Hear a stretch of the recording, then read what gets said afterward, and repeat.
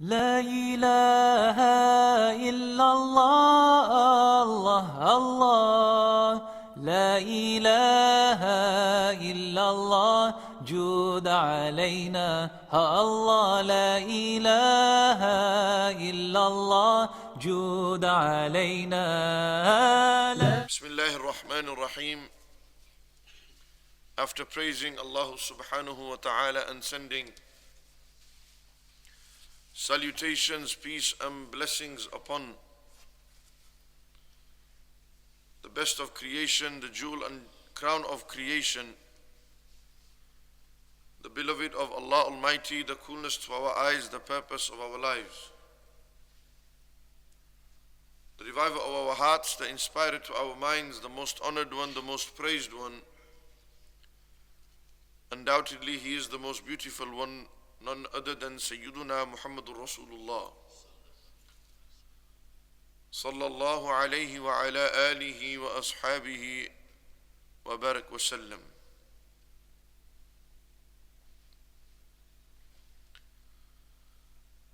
Allah subhanahu wa ta'ala in Al-Quran Al-Kareem clearly states in Surah Ibrahim, وَلَا تَحْسَبَنَّ اللَّهَ غَافِلًا عَمَّا يَعْمَلُ الظَّالِمُونَ إِنَّمَا يُؤَخِّرُهُمْ لِيَوْمٍ تَشْخَصُ فِيهِ الْأَبْصَارُ. And you should not think Allah Almighty is unaware of the oppression and injustice of those who oppress. He only delays for them a punishment. He only delays for them to a day تشخص فيه الأبصار, where the eyes will be wide open in shock and in horror. And this verse of the Quran is put on a nice backdrop, and everyone on social media seems to share it. And I say seems to share it, but the reality is it needs to be shared more and more to remind people that if we wrong somebody, we oppress someone, we do dhulm, we do injustice to someone, then don't think that Allah Almighty doesn't see the injustice of people. Don't assume that Allah Almighty doesn't know of the oppression that the zalimun, the oppressors, do. And if nothing is happening at this moment in time on the apparent, then Allah Almighty promises in the Quran He is only going to delay for them their punishment. He is going to delay for them to a day when everyone will be watching them being punished. Meaning, there'll be some who will be punished, some who will be punished on that day, and others, they may receive the punishment before then. Allah Almighty, if He wants, He can raise nations. If He wants, He can destroy nations. And for anyone to think that today the Israeli regime, backed by the Americans and the British, that they will last forever, then they must think twice, because before these regimes we had bigger world powers and regimes that ruled this world, and they all came and served their time, and when they did wrong, Allah Almighty removed them. And in the Quran we see there are many examples. Allah Almighty talks about Qawm Aad and Thamud these two nations that would do wrong to people, Qawm Lut, the nation of Sayyidina Lut. We see in the Quran Allah Almighty talks about Qawm Fir'aun, a world power who ruled over for many a decade over the Egyptian people and over the Bani Israel. When Allah Almighty wanted to destroy this zalim, when He wanted to destroy this oppressor, Allah Almighty gave him signs. Allah Almighty warned him. Allah Almighty sent Sayyidina Musa to him and Harun.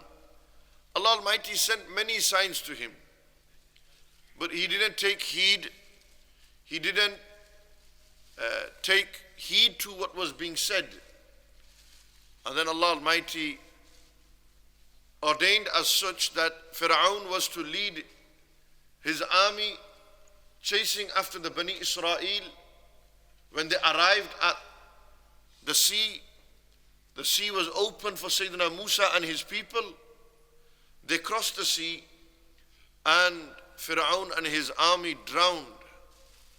Allah Almighty removed Fir'aun from the surface of this earth, but because he said some words at the time of his death, but it was too late then. Allah Almighty said, what good is your tawbah if death has reached your throat? You're about to die, you know you're going to die, then what good is this tawbah at that time? And then we see that Allah Almighty, Allah Jalla wa Ala, He at that moment in time preserved the body of this man Fir'aun. Until today his body is preserved. I think his body got moved from France to the British Museum of History and Archaeology, and his body today is preserved. His bones are still intact. And Allah Almighty has preserved him for a reason, that this is a sign for the people. And they, the Bani Israel, were the ones who were being oppressed at that time. And because of their transgression of Allah's laws, eventually Allah Almighty dismissed them from the Holy Land, and these people were to wander on this land and earth. And then we see that as time has gone on, the Jewish nation has always been a minority. They've always been a minority. Even today, the population of the Jewish community, global community, is around 24, 25 million. And there's 1.8 billion Muslims. And the Jewish nation that rules now, that has become this world power placed in the Middle East, which is controlling, and all the countries around it are fearful of attacking. And we see few that do send the odd rocket through in retaliation. And this is a key point. World media will make it out as if it is always the Palestinians who are aggressing against the Jewish, the Zionists. But that is far from reality. Many a video has gone viral where young children don't have grenades in their hands. The Palestinian children don't have AK-47s. The Palestinian children don't have swords. They don't have machetes. The Palestinian children don't have shields. The Palestinian children pick up rocks. And it is the Israeli soldiers who have tear grenades, rubber bullets. It is them who are oppressing the innocent. It is these zalimun, these ones who commit injustice and oppress, who are oppressing innocent people. There's a full-scale war now in Gaza, on land, by air and by navy, on a population of 2 million in a small strip on the edge of the ocean or the riverbank or the sea bank, on the edge 2 million are being oppressed. What do you expect them to do? Whatever they have, they're going to retaliate. You've got an army on ground, you've got an army in the air, and an army on the navy. From every corner, bombs are being thrown at innocent people who are in an open prison. But these are the same people, the Zionists, who once upon a time, such oppression was done upon them. Such an oppression was done upon them that today the roles have been reversed. Today roles have been reversed. Today they have become the oppressors. Have they forgotten what injustice was done to them and how the world rescued them from the injustices? And today they in turn are doing injustice on a people whose land it is. People who own that land. They're doing injustice on people who don't have an army. The Gazan Muslims don't have an army on land. They don't have a navy. They don't have a Royal Air Force. They don't have an Air Force. They don't have the Navy. They don't have nobody. And we see that they are being oppressed today. So do they forget the verse of the Quran? Do they think that Allah Almighty is unaware of the injustice? Do you think Allah Almighty doesn't see the zulm these people are doing? Do you think it's right? What is zulm? Zulm in the Arabic language, it represents darkness. Zulm in the Arabic language is wad'u shay' fi ghayr mahallihi, to place something where it doesn't belong. If I, for example, just a small example of doing something wrong, injustice. You come into this masjid, for example, and we see that there are yellow and black lines which indicate that your musalla shouldn't go on there. The musalla should be in between the two sellotape lines. That's your correct space to put your musalla, for example. If now a person was to unwillingly, he didn't know, that's a different story. If you don't know, then it's a different story. First time you've come, you don't know. But if you willingly know, deliberately, you know every time Imam Asim announces that don't put your musalla there because we've spaced it out for a reason. In that circumstance and situation, you continue to defy. You continue to put it there. There's a fire exit. You continue to pray in front of the fire exit, for example, knowing that if there's a fire, you know full well that you will be the first person to open the fire exit. For if you don't open, then the fire could hit everyone. Full well knowing that it's wrong. Full well knowing that this is out of order. This is just one example. Placing your musalla where it doesn't belong, this would be a form of zulm. This is where you place something where it shouldn't be. You're putting it where it doesn't belong. Where it should belong, that's where you should put it. The opposite of zulm is adl, to do things right. Wad'u shay' fi mahallihi, to put something where it belongs. Where doesn't it belong? Allah Almighty is saying to these people, what is zulm? Zulm is to do something to people where it's not deserved. To take someone out of his house that belongs to him, is this not zulm? To bomb and to attack innocent worshippers in the third holiest site for Muslims in the entire world, that the international authorities, the international forces, everyone knows. It's like attacking Masjid al-Haram. It's like attacking Masjid al-Nabawi. For Nabi alayhi salatu wasalam said, these are the three holiest masjids in Islam. These are the three holiest places in Islam. Masjid al-Haram in Mecca, Masjid al-Nabawi in Medina Munawwara, and Masjid al-Aqsa in Jerusalem, Baytul Maqdis. These are the three holiest places to attack innocent people on the 25th night of Ramadan Kareem. 25th night, an odd night, possibly Laylatul Qadr. Tens of thousands of worshippers, hundreds of thousands of worshippers, tear gas is thrown, walking and ramming themselves into the masjid, rampaging through there, thinking they own the place. Is this justice or injustice? Imagine if the Christians were attacked in the Holy Sepulchre. Imagine Jews were attacked inside the synagogues. World media would be outraged. Look at what happened in France when one of the oldest buildings, what was it called? Notre Dame. And how many of the world's population, all the rich people, pledged and donated how much? Hundreds of millions to restore this building back to its original, because this is the national heritage of France. And how the world media, everyone said, oh, look what's happening, look what's happening. There's a fire that's caught. Where's the world media today about the fire that is burning and ravaging the Palestinians? About the fires that burn the trees of Palestine? About the fire of oppression that is killing the innocent Palestinians? And this is why it's our duty to raise awareness on our social medias. We should be using our social media to raise awareness for the Palestinian people. We need to awaken our hearts. We live in the West, where there's freedom of speech, where we have civil rights, we have democratic rights.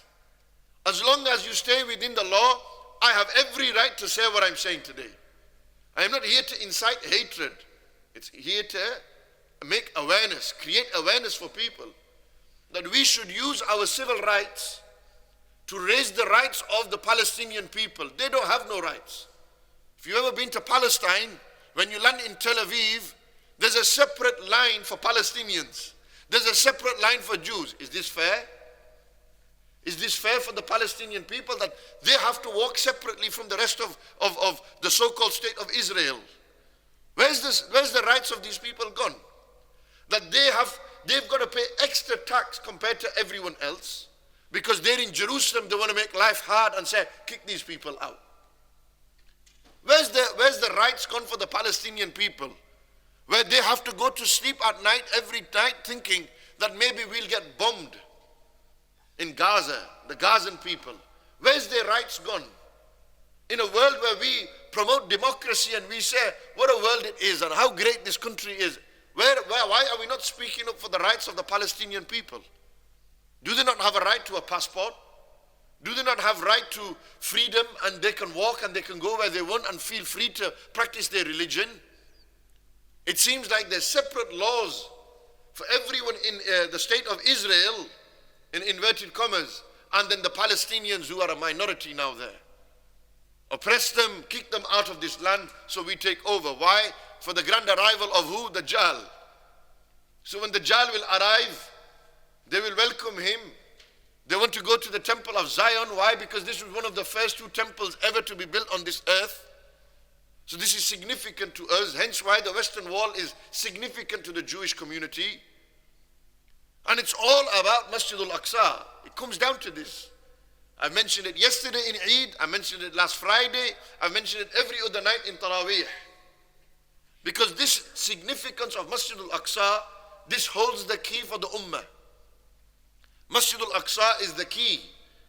Protecting Masjid Al-Aqsa, defending Masjid Al-Aqsa is an obligation upon every single Muslim in the world. It's the 3rd holiest Muslim site. It's the 2nd, the Prophet ﷺ said, masjid to be built on this land. It's the first Qibla of the Muslims. It's where Nabi ﷺ led 124,000, give or take, Anbiya wa Rusul in prayer. Masjid Al-Aqsa is the one where everything around it is blessed. This is the masjid of the Muslims. Everyone knows that. And for this reason, it's our duty to raise awareness. It is our duty that we speak up for the Palestinian rights, the rights of these people. There's no freedom. Where's the media to show what the Palestinians are going through? And they'll say clashes between. The media will put a report out, and there seems to be an agenda, not understanding that the Palestinians retaliate to defend themselves.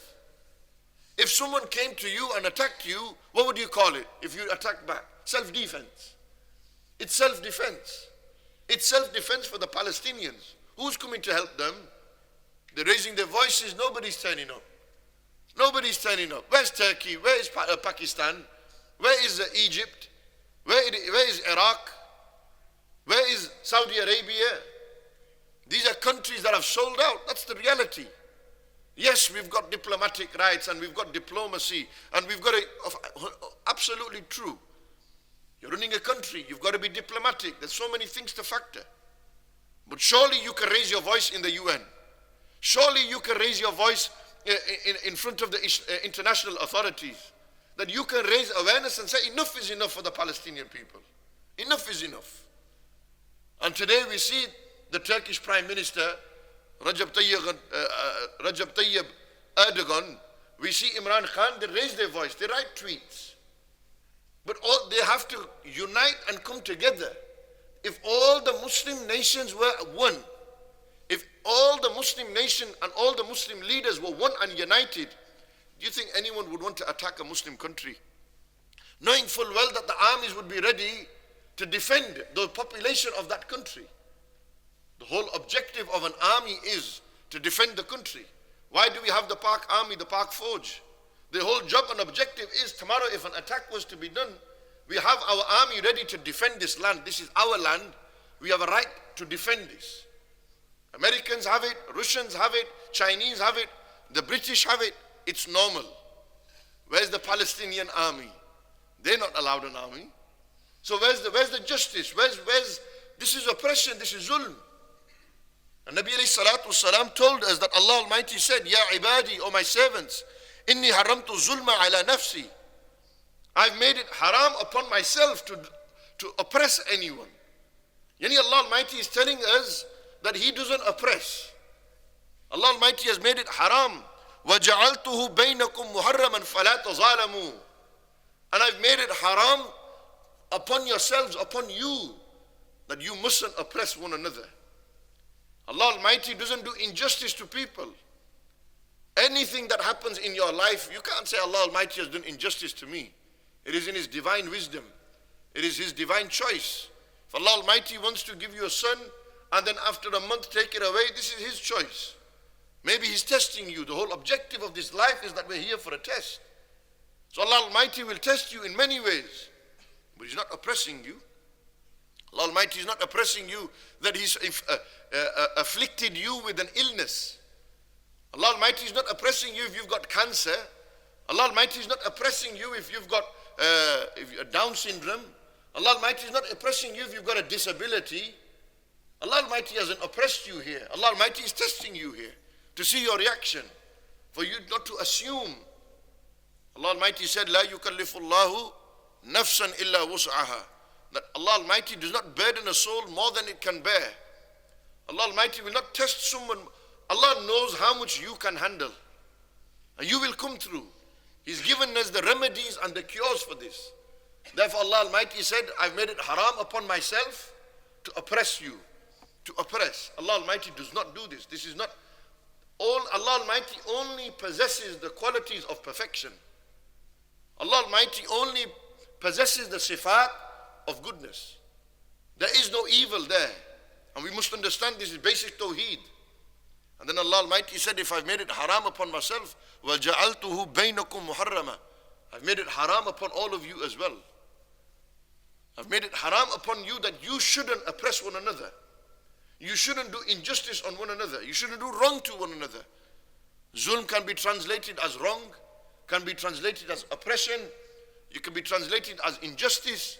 You shouldn't be doing this to one another. You should be doing adl. The whole objective of why Allah Almighty sent us on this earth, that He wanted to rid this earth of fasad. He created Sayyidina Adam as His na'ib, that he's my deputy, he's my khalifa on this land. And his children's, the objective of his children on this earth is وَلَا تُفْسِدُوا فِي الْأَرْضِ بَعْدَ إِصْلَاحِهَا. Don't spread corruption on this land. Don't commit fasad on this land. Don't do zulm on people. Your whole objective is that you be adil, you be just, you be right with people. And where's the justice gone? We're quick to raise our voices for the Black Lives Movement. We're quick to raise our voices for the farmers being oppressed in India. Yes, the injustices, and we must raise our voice. But we can't go silent.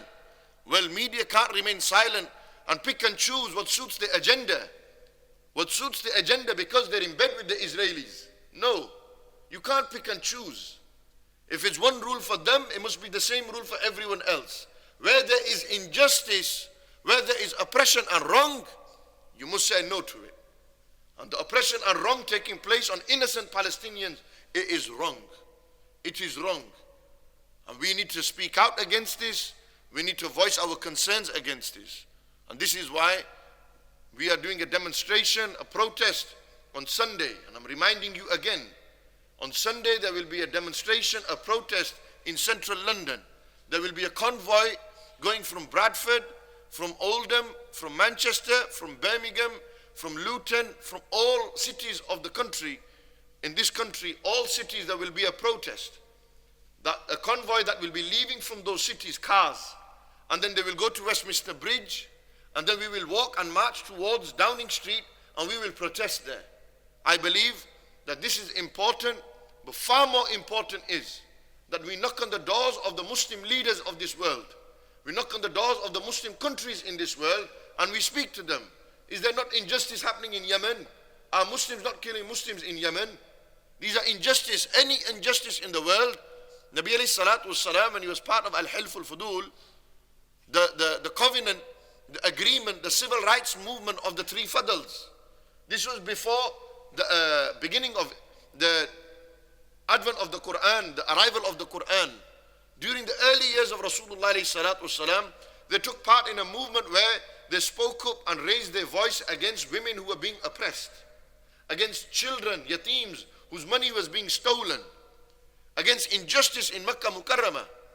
And afterwards, when they arrived in Medina Munawwara, they said that if such a movement, and they themselves was this movement, that if this was around in Medina Munawwara today, even after the beginning of Islam, right at the beginning, right now, if this was to happen now, I would go and support these people. Nabi alayhi salatu wasalam was the greatest activist for justice. He was the greatest example of justice. And for someone to say how he went into Badr and Uhud, they were defending themselves. You had an army of 1,000 trying to take out 313. Where's the be fair, be just. And when we see the greatest example of mercy and compassion and justice, then you only have to open the chapter in the seerah of the Prophet ﷺ about Fatih Makkah and how he forgave his enemies on that day. No leader in the world ever forgave his enemies the way our leader Sayyidina Rasulullah sallallahu alayhi wa alihi wasallam forgave the enemies of Islam on that day and said, whoever goes to the house of Abu Sufyan will be forgiven today. Today I've forgiven those who have wronged, except those who wanted to end Islam completely, who didn't have a change in their hearts. This is why it's very important, my brothers, that we raise our voice, take time out on Sunday. At 8 a.m. they will be meeting at Foster Square. There is a coach prepared for 49 people. We have spaces available for brothers. If you want to sign up to go there, it's £20 per person. We will be leaving at 9 o'clock in the morning. We'll be arriving back in Bradford at 11 p.m. Of course, some people don't want to take their cars. There's congestion charges there. There's low fuel emission charges there. They don't want to drive 3.5 hours in a car to London. So we've arranged a coach. For those who can't go, all you've got to do is go there and raise your voice. And let them know that we will not remain silent on this issue. How long are we going to accept the innocent Muslims of Gaza and Palestine to be persecuted and oppressed? Enough is enough. We must speak out against this. And we must do our utmost. This is the least we can do living in this country, because this is a civil democratic right that each and every one of us has. We have the right to protest. This is our right. This is our haqq. We can do this. We can raise our voice against injustice. So for this reason, brothers, come forward, put your name down, leave your number. If you're going to take a car, even better. You can meet at Foster Square with your car and then follow the convoy. And if you don't want to take a car and you want to just have a nice ride on a coach, get on with some work, go there, protest, demonstrate, raise your voice, and then come back. Then we've got a coach prepared for you. You just need to book your space on the coach and your place on the coach, and inshallah things will be okay. This is why, my brothers, we must raise our voice. It is our duty. This is the least we can do, that if we see wrong, we must stop it with our hands. If we cannot stop it and change it with our hands, we must speak out against it. And if we can't speak out against it, then we must, at that moment in time, we must hate it in our hearts at the least. And Nabi alayhi salatu salam said that those who hate it in the heart, this is ad'aful iman. This is the weakest state of iman that a person can do, is just to have it in his heart. Make a change. You lot have the potential and the ability, collectively we have the potential and ability to make the change. Use your social media, raise your voice, create awareness. For without awareness, without making people aware, we will never be able to fight against the injustices in this world. Allah Almighty give us tawfiq to stand for the truth. Allah Almighty give us tawfiq to stand against injustice. Kalimatul Haq in the Sultan Jair is afdalul jihad. The biggest struggle and jihad that a person can do is to raise his voice in front of an oppressive regime. And that's what Imam Hussain did against Yazid. That is what Sayyidina Musa did against Fir'aun. That is what Sayyidina Ibrahim did against Nimrud. That is what Sayyidina Salih and Hud did against Ad and Thamud. And this is exactly what me and you need to do today in the face of the oppressive regimes that are running this world, that we speak out against this and say enough is enough. Wrong is wrong. Call a spade, don't pick and choose. If there's wrong against George Floyd and the black people, we stand with that and we say it's wrong. If there's wrong against the farmers, we stand with that and we say it's wrong.